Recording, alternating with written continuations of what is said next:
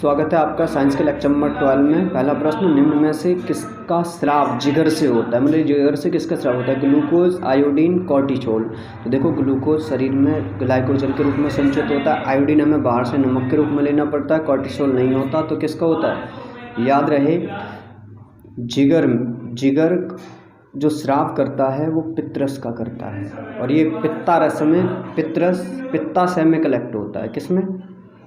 पित्ताशय में कलेक्ट होता है, और इसका पीएच वैल्यू जो है 7.6 से 7.7 के बीच में होता है। इसका मतलब ये क्षारीय होता है। तभी तो हमें जब एसिडिटी हो जाती है तो हम अम्ल का इस्तेमाल करते हैं, जो क्षार से क्रिया करके उसे उदासीन कर दे। नेक्स्ट क्वेश्चन है, चश्मे बनाने में किस कांच का उपयोग किया जाता है? क्रुक्स कांच, क्लेंट कांच, सोडा कांच या साधारण कांच? तो देखो, क्रुक्स कांच, इसको हम फोटोक्रोमिक कांच भी कहते हैं। क्या कहते हैं? फोटोक्रोमिक कांच। क्रुक्स कांच को फोटोक्रोमिक कांच भी कहते हैं। इसका उपयोग किया जाता है धूप के चश्मे बनाने में, तो यही सही है। देखो, क्लिंट कांच का उपयोग मेरे लाडलो कैमरा, दूरबीन, लेंस, इसका उपयोग किया जाता है कैमरा, दूरबीन और लेंस बनाने में। परंतु चश्मे के लेंस तो क्रुक्स कांच से ही बनते हैं। अगला आता है सोडा कांच। इसका उपयोग होता है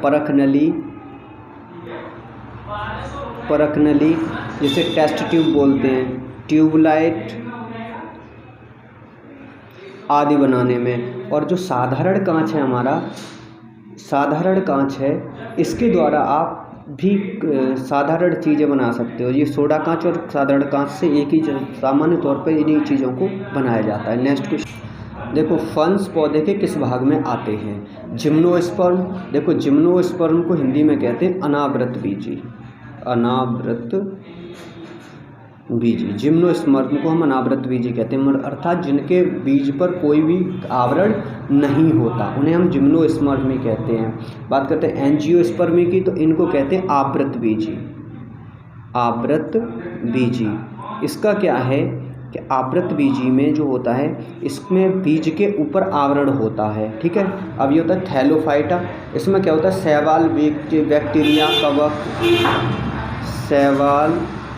बैक्टीरिया, कवक आदि आते हैं। और ये तो इसमें, और टेरिडोफाइटा क्या है? ये वनस्पतिज्ञों द्वारा किए गए पौधों के कई विभागों में से ये एक वनस्पति का विभाग है, जिसमें हमारे फंस आते हैं। फंस हमेशा टेरिडोफाइटा में आएंगे, ध्यान रहे।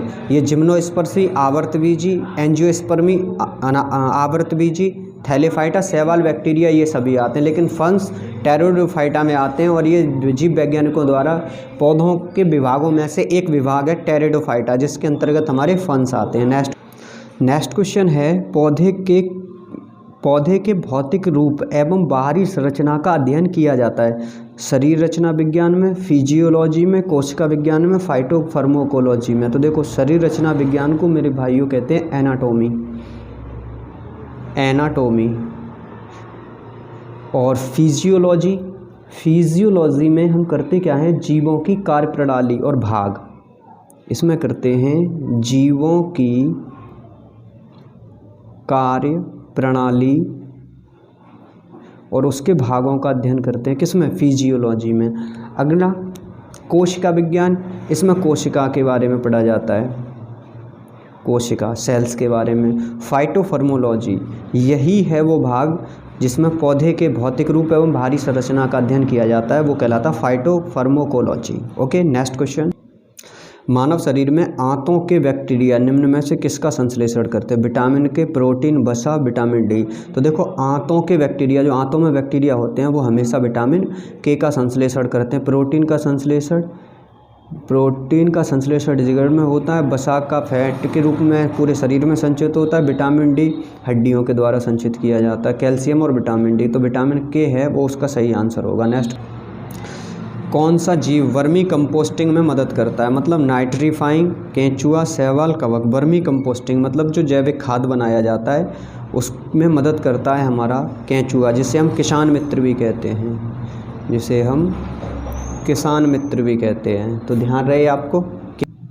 देखो ये क्वेश्चन बहुत ही ज़बरदस्त है। हृदय के संकुचन को कहते हैं, मतलब हृदय के सिकुड़ने को क्या कहते हैं? जो हृदय सिकुड़ता है, तो देखो सिस्टोल, अरस्तु, डायस्टोल या ल्यू। तो सिस्टोल क्या होता है? ये इसका सिस्टोल का अर्थ होता है पेशियों का सिकुड़ना, पेशियों का सिकुड़ना, इसको हम सिस्टोल कहते हैं। अब शिथिलन क्या, या शिथिलन, जो शिथिलन होती है वो डायस्टोल होती है। डायस्टोल क्या होता है? शिथिलन, मतलब पेशियों के सिकुड़ने को हम सिस्टोल कहते हैं और इकट्ठा होने को या फैलने को डायस्टोल कहते हैं। अरस्तु तो ये दार्शनिक थे। ल्यू। अब इसमें सिस्टोल और डायस्टोल में दो आवाज़ आती हैं, कौन सी? एक लब और एक डब। जब वो फैलता है, जब वो सिकुड़ता है तो सिस्टोल में हमेशा आवाज़ आएगी लब की, और जब उसमें डायस्टोल होता है अर्थात वो फैलता है, तब उसमें आवाज़ आएगी डब की। तो हमसे ये भी पूछ लिया जाता है लब और डब क्या है? तो लब का मतलब होता है सिकुड़ना, डब का मतलब होता है फैलना।